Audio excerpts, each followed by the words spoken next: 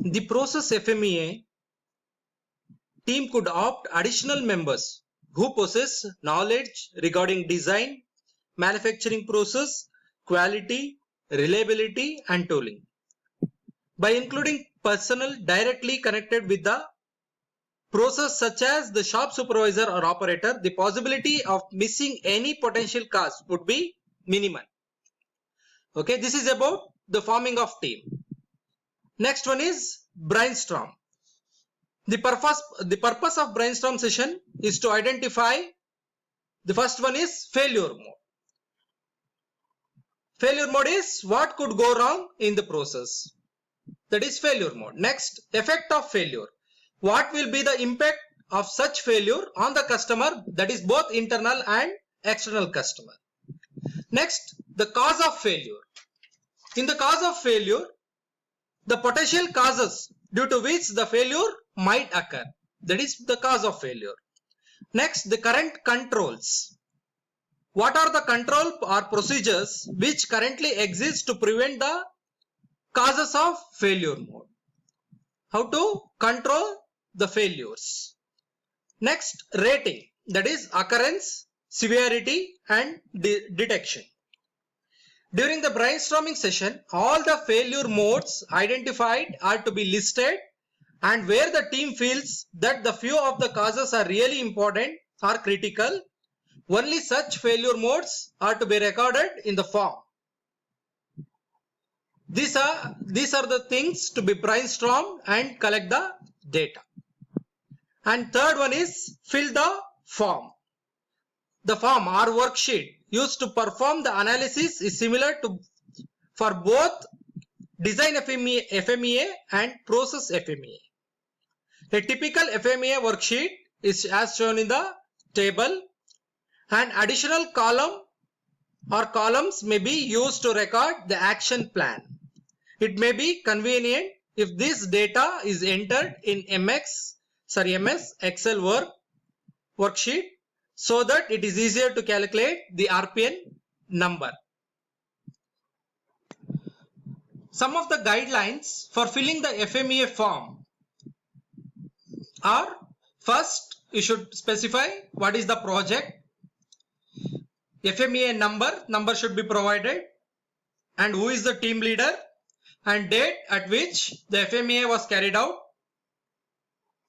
Future or process steps, that is, enter the name of the number of feature or process step to be analyzed. Next, failure mode.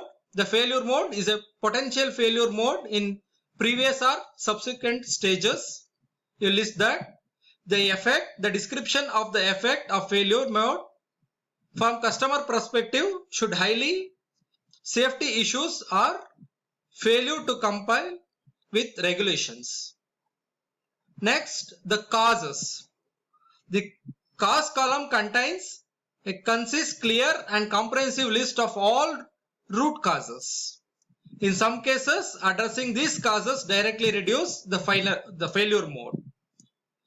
And the next one, the controls. The controls column lists prevention and detection control activities for design processes.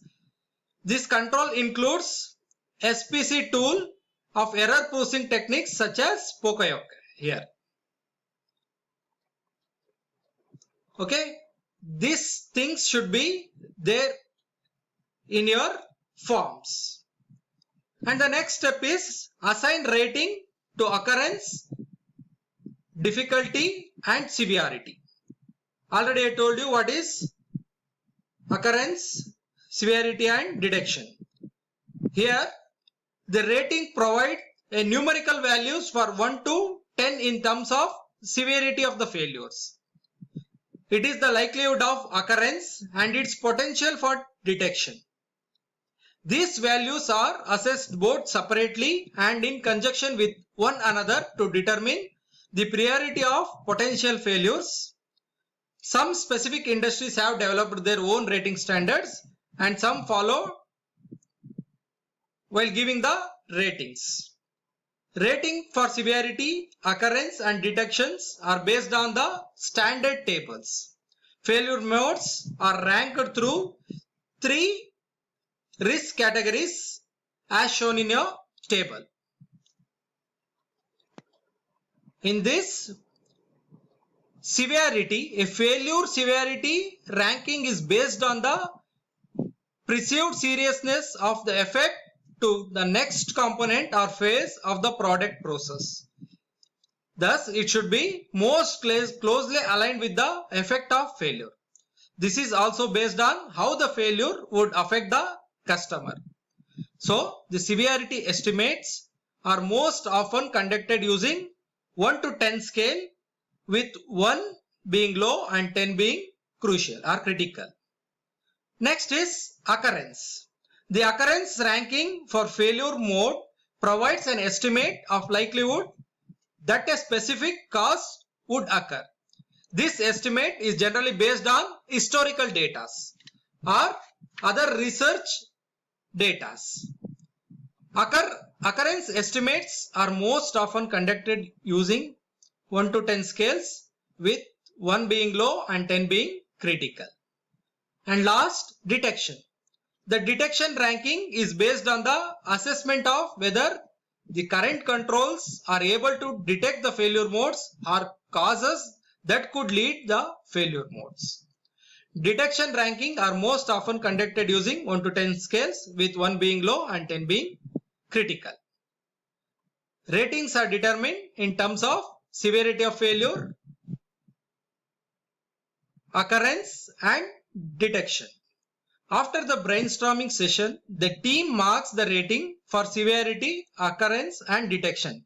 Based on the rating as shown in the table, these ratings are converted into a risk priority number so that each failure mode can prioritize in terms of its need and corrective action of control. And the next step is to calculate RPN, that is risk priority number. This RPN is used to compare and prioritize the potential failure modes. Before calculating the RPN value for the failure mode, the team has to carefully relook at the rating accorded to severity, occurrence, and detection as shown in the table. RPN is calculated by multiplying the rating for severity, occurrence, and detection. That is, RPN is equal to S into O into D. The S is severity, O is occurrence, and D is detection. This is the most basic method of calculating RPN. There are some other methods that could be used to shift the weight of each ranking category. Each failure mode is compared to its RPN value.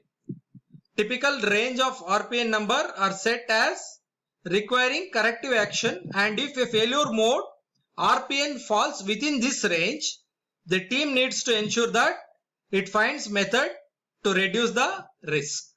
Reducing the risk involve reducing the severity or likelihood of failure mode occurrence or increasing the ease of detecting its cause of occurrence. And the last step is interpreting the RPN value.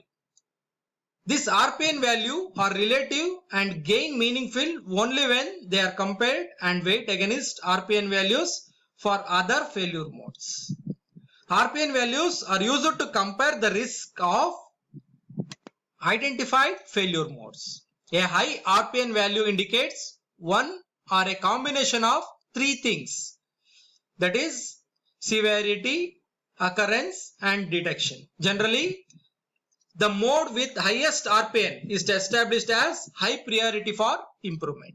However, if the difference in RPN values for 2 or more failure modes is not a very significant, then the failure mode with high severity rating receive high priority. After this process followed, we should think of responses or corrective actions. After calculating the RPN value and identify the process steps requiring corrective action, it is essential to determine what actions are to be taken to reduce the risk and who will take the responsible for those actions.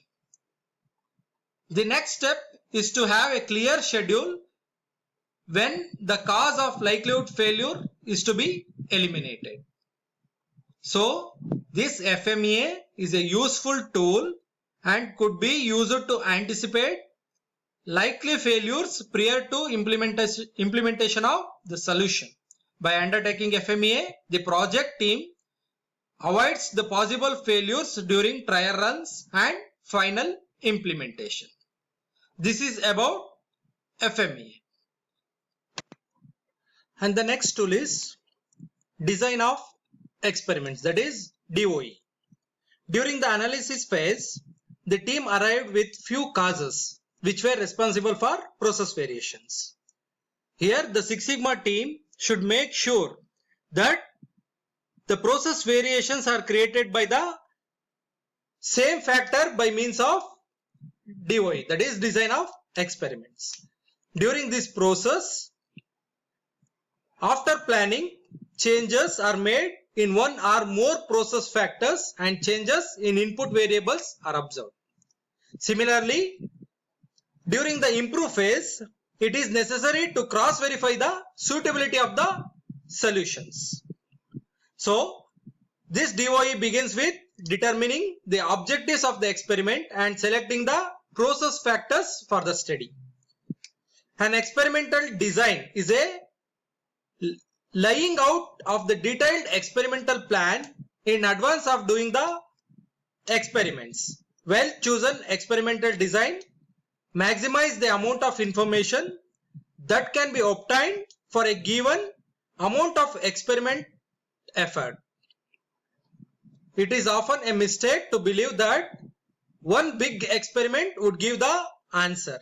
A more useful approach of experimental design is to recognize that while one experiment might provide a useful results, it is more common to perform 2 or 3. The process of carrying out DOE is simple, but it needs careful planning. Here, some of the process steps to be followed in DOE. The first one is setting the objectives. It looks so simple to set the objectives, but it is not so. During the analysis phase, the team members have listed so many causes in which their opinion were creating the variations. But practically, it is not possible to experiment each and every causes because these things are time consuming. So, the best way to set clear objective for the experiment is to have brainstorming session and write down all the objectives considered by the team members. After detailed discussion, decide the best objective for the experiment which meets the overall objectives of the project. The objectives of experiment design, some experimental design as follows. The alternative process, product, suppliers, tools, materials and operators, etc. And second one, reduce the variability in the process output and improve quality. Third one, make the current process robust and minimize time. See, in this, each of the team decides on their objectives for the experimentization. The prioritization of objective helps to decide in which direction to go with regard to selection of the factors, response and the particular design. This is about setting of the objectives. And second one is select the process variables, that is factors. Before deciding the process input and outputs, it is necessary for the team to have one more round of brainstorming session and decide the input factors to be changed, keeping in mind the result such changes in the output. Here the team should decide the important factors and their levels, whether the experimental is feasible to draw, the output variables are measurables. These things the team should decide. Next, it is necessary to choose the range of settings for the input factors, and it is wise to give this some